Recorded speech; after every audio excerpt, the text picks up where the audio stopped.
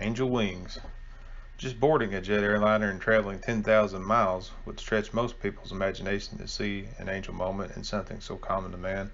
However, most people haven't walked in my boots or tread where mine have.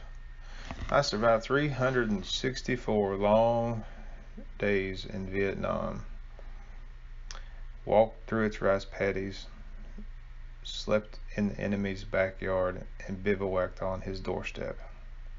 I coexisted with rats, mosquitoes, and snakes, just to name some of the obnoxious nuisance. One snake in particular was so venomous it became known as the two-step snake.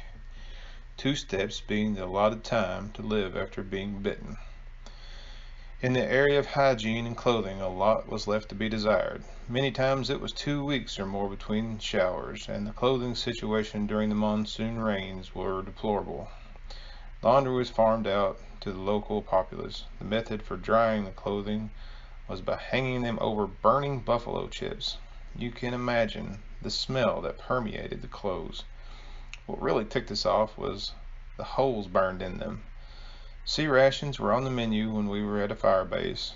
Powdered eggs and powdered milk were some of the foods of choice in base camp. Body bags were a common sight. Field hospitals were thrown up on short notice to care for the wounded and dying.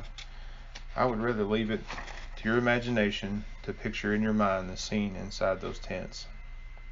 If you haven't decided by now that I have qualified to call my exit from Vietnam an angel moment, I doubt you ever will. Since God delivered me to that plane, I don't think He will mind me giving Him credit for it.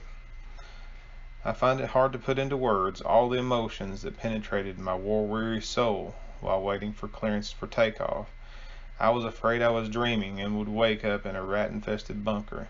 The plane was filled to capacity with other soldiers on their way home. No one was talking. It was eerie quiet. Then the stewardesses were walking the aisle, wanting to know what they could get us. It was then that I knew it was no dream. Not for a whole year had I dreamt of anything close to that wonderful. I could sense from their demeanor the sympathy that they had for us and what we had been through. That touched me deeply and gave me renewed hope. The world I had left was still there. If you served as a stewardess on one of those flights home, I want to take this opportunity to convey my utmost gratitude for your service. You were my first awakening to the heartbeat of America the Beautiful. God bless you. Soon we were taxiing down the runway. All the while I was thinking what manner of incoming enemy fire might necessitate aborting takeoff, runways being one of the enemy's favorite targets. You cannot imagine the joyous eruption of sheer happiness that was about to take place. Many times I wondered what triggered indescribable shouts of uncontrolled joy and jubilant emotions. Maybe it was when the plane reached flight altitude and we realized that they couldn't touch us now. Yes, it was over. We had survived. It's impossible to put the reader in combat situations with mere words or the pinnacle of elation at having escaped 365 days of hell on earth. Like everything else in life, you have to live it, to absorb it, and feel it. Psalms 34:7.